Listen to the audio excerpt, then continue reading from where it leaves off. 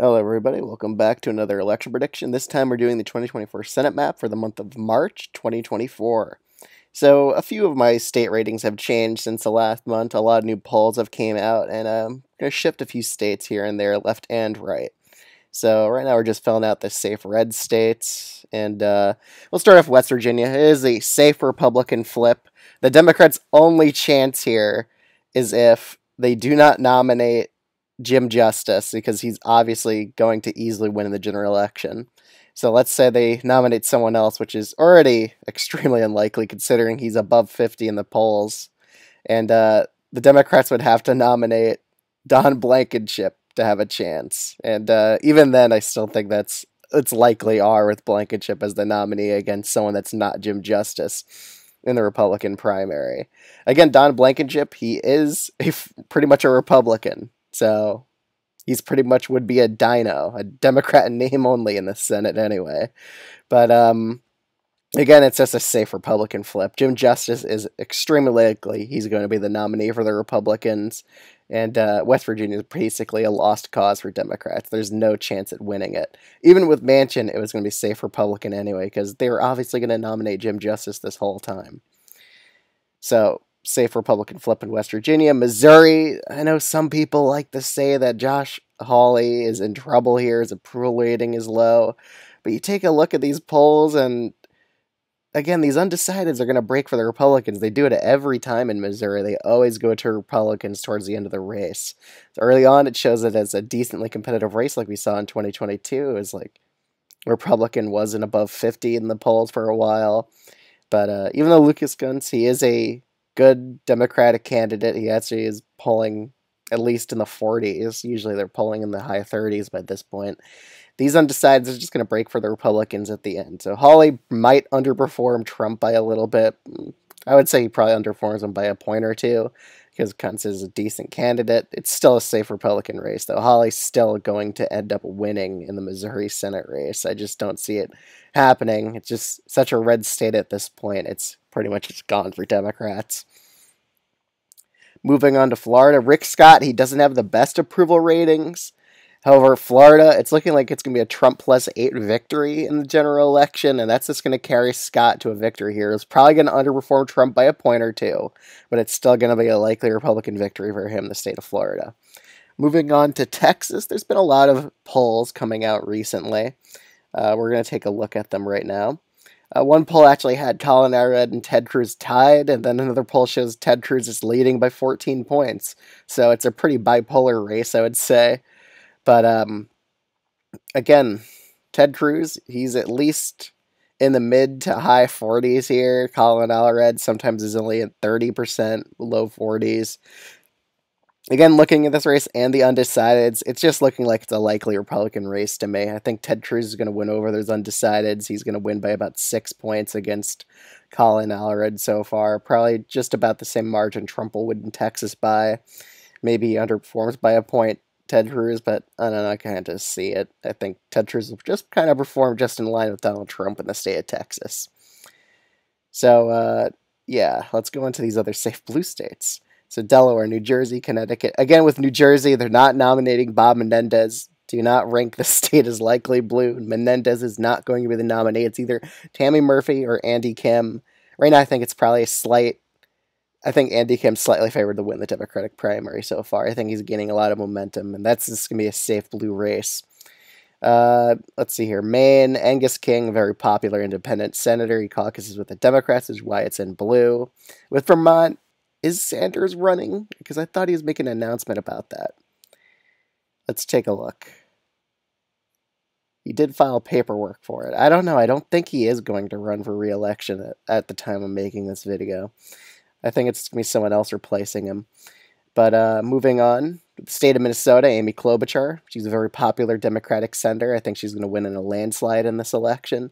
New Mexico, I really don't think it's going to be that competitive. I mean, you do have someone from the Dominici family running here his family was one of the members of their family was a pretty popular Republican senator back in the day. I don't think it's going to really do much in New Mexico. I still think it's a safe Democratic race. He has a lot of war chest money on his hand. I mean, Republicans aren't going to put money into this race. They're going to write it off, and he's an incumbent senator. He's going to win by a safe blue margin. Really don't think it's going to be competitive. Virginia as well. I don't think Hung Kao is going to be the nominee. There's other candidates here that are just kind of out fundraising him, I'm pretty sure. Actually, no, he is leading in the latest update. Okay. Before he was getting, I think, outraised by other candidates. Still, though, look at this endorsement list right here with Scott Parkinson. There comes a point when you get so many endorsements that it just becomes very likely that you're going to probably end up winning the primary. Right now, Hung Kao, he's not really doing the best. He only got Newt Gingrich and someone from the NRA to endorse him. So, again, I don't think he's going to be the nominee, Hung Kao. And there's been a lot of scandals with him recently. He did criticize one of the House Democrats who's retiring because she has a fatal illness. So, I don't think that's a lot of good electoral strategy on his part to be attacking someone who's sadly dying from a disease.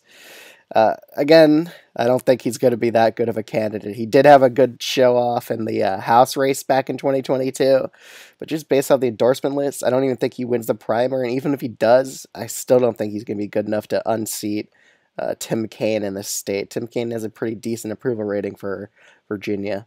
So I still think it's just a safe blue race, and I don't think Republicans are really going to put much money in this race because they're going to be focusing on other states like Ohio, Michigan, Wisconsin, Montana, Nevada, Arizona instead. Moving on to Maryland, there's been a lot of interesting polling recently because Larry Hogan is running for the Republicans, and he's easily going to win that primary. He's leading by quite a bit, pretty much crushing the rest of them. It's pretty much no contest here that Larry Hogan is going to be the nominee for the Republicans. And there's been a lot of recent polling that just keeps showing Hogan beating a lot of these Democrats here. He's beating also Brooks in every poll. He's also tied with David Trone.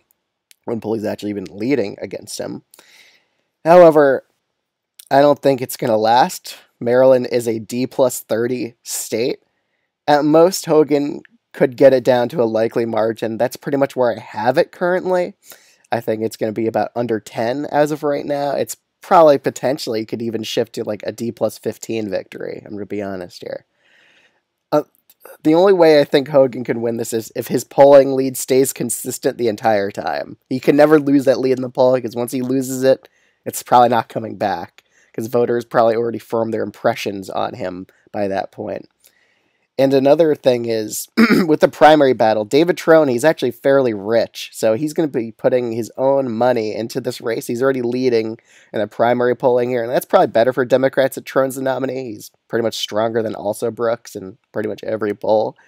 So he could self-fund his race. He already raised $23 million.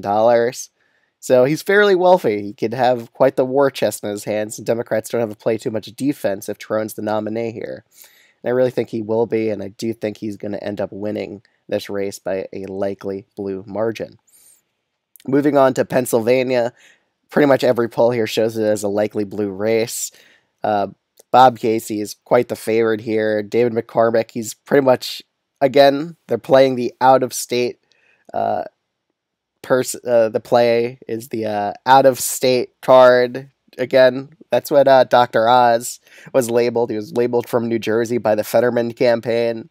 And Bob Casey, he's going to play that same tactic against David McCormick by labeling him as a resident of Connecticut. So, again, Republicans just always love running out-of-state candidates in Pennsylvania. It never really works. Bob Casey is probably going to win by even more than Fetterman did in 2022. So, in 2024, I have this as a likely blue race. I think Bob Casey ends up winning this race by about 8 points or so against David McCormick, who's most likely going to be the Republican nominee, and he isn't really that good of a candidate anyway. He can self-fund that race, but it's really not going to make a difference here. Okay, let's see the next few races. I guess we could go with Wisconsin. I mean, there's not a lot of good Republicans running on this side, so I just have this as a default lean blue race. Again, it's an incumbent Democratic senator here. Incumbency advantage always helps you in an election, so I think she's fairly favored to win re-election here.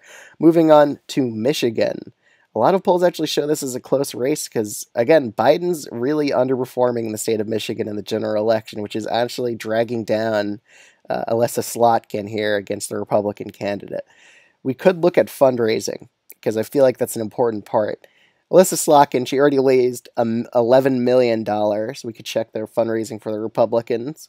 Mike Rogers is most likely going to be the nominee, but he only raised $1.8 million. So, again, on the money side of things, Republicans are already getting outraised in this race. If we look at the polling here, Mike Rogers, he's only narrowly behind Alyssa Slotkin. There's tons of undecideds here. I really hate it when polls just have this much on 20% undecideds or something like that. I feel like they could push those leaners more in those polls. Like, who are you really leaning towards? Like, come on, ask a question like that. But, again, it's going to be a fairly competitive race. However, Alyssa Slotkin, she has outraising Mike Rogers considerably. I feel like fundraising, like I said before, is an important part of this race. So I still have this race as lean blue, but I don't think it'll be likely blue. I think it has potential to even go tilt blue because Trump is leading in the state of Michigan currently. And it could have down ballot effects. Okay. We're going to go to the state of Arizona because so far Sinema looks like she isn't going to be running. She still has to collect a lot of signatures if she wants to run, and it's pretty heavy burden to get those signatures in Arizona. So far in the polling, Ruben Gallego is leading in most of them, except for Rasmussen, which is a Republican-biased pollster, and JL Partners, which is also a poll sponsored by her campaign. Public policy polling actually shows it as a decently competitive race, but other polls just show Ruben Gallego leading. If we look at Kari Lake's favorables in these polls, they're terrible. She's like negative, far negative underwater here. She's already underperforming Trump in most of these Arizona polls. And like in Arizona, undecideds typically break for Democrats in this state, like we saw in 2022. So, and Arizona's Democratic trending as well. We have to add that fact in. And party registration numbers, I think, are pretty good for Democrats in the state of Arizona. They're growing their base as we go. And a lot of these McCain Republicans, like Kari Lake, pretty much keeps going after, like antagonizing them. That's not going to help her with those undecideds who are probably the McCain Republicans. So I have this as a lean blue race. I don't think Republicans are going to end up winning here. Nor do I think they're going to win Arizona presidentially. I think they're still going to lose that state with a Trump v. Biden race. So moving on to the state of Nevada, I actually think this race will be fairly competitive. Let's go back here. Okay, I actually think this race will be fairly competitive. We take a look here. Jackie Rosen, it's only a 2-point lead, a 1-point lead against Sam Brown. Sam Brown's actually probably the strongest Republican in this race. I do look at his background. I think he would be a fairly decent candidate for Republicans to run. And so far, Trump's leading in the state of Nevada, and that is having a slight down ballot effect in the Senate race here. We could take a look at the fundraising totals. So far, Jackie Rosen, $19 million. Wow. Take a look at the Republican side. Sam Brown, he has a respectable $3 million, but still Democrats outraising Republicans in these Senate races. So I do have Nevada as more competitive than I did before. It used to be lean blue. I'm putting it down to tilt blue. I think it'll be one of the more competitive states that we should keep an eye on for the general election. Moving on to the state of Ohio. Sherrod Brown.